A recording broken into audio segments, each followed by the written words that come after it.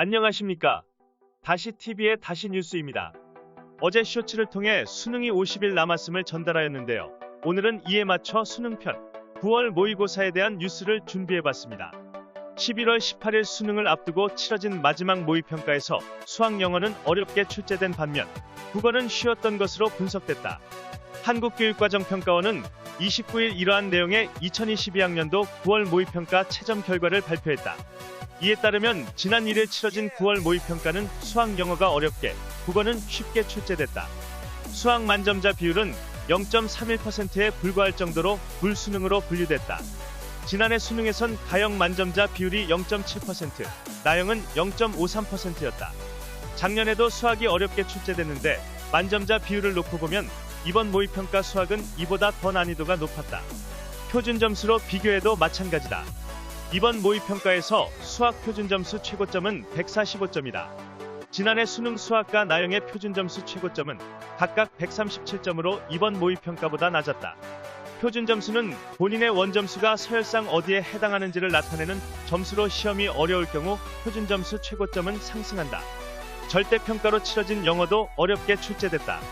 이번 모의평가 영어 1등급 비율은 4.87%다. 지난해 수능에선 영어 1등급 비율이 12.66%나 됐다. 올해는 이에 비해 3분의 1 수준에 가깝게 1등급 비율이 축소됐다. 그만큼 영어 시험 역시 상당히 어려웠던 셈이다.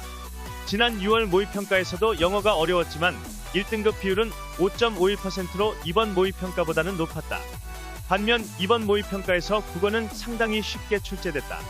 만점자 비율은 1.61%로 지난해 수능 0.04%에 비하면 물수능에 가깝다. 표준점수 최고점도 지난해 수능 144점 대비 17점이나 하락했다.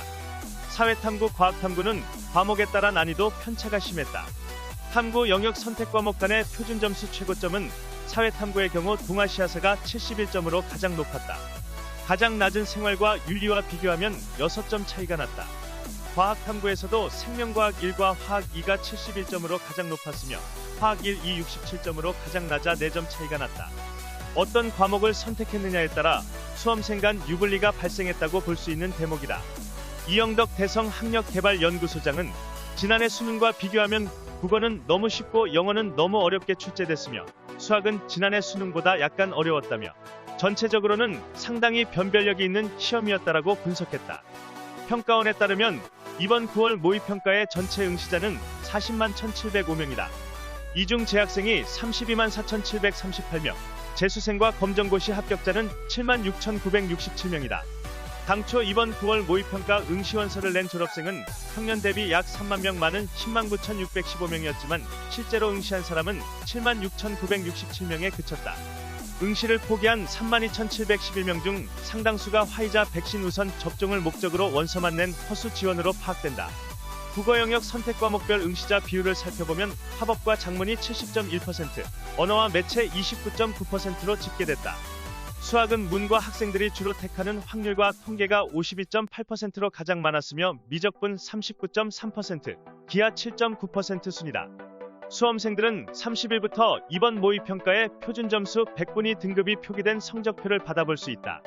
절대평가 과목인 영어, 한국사, 제2외국어 한문 영역은 등급만 표기된다. 이상 다시 TV의 다시 뉴스였습니다.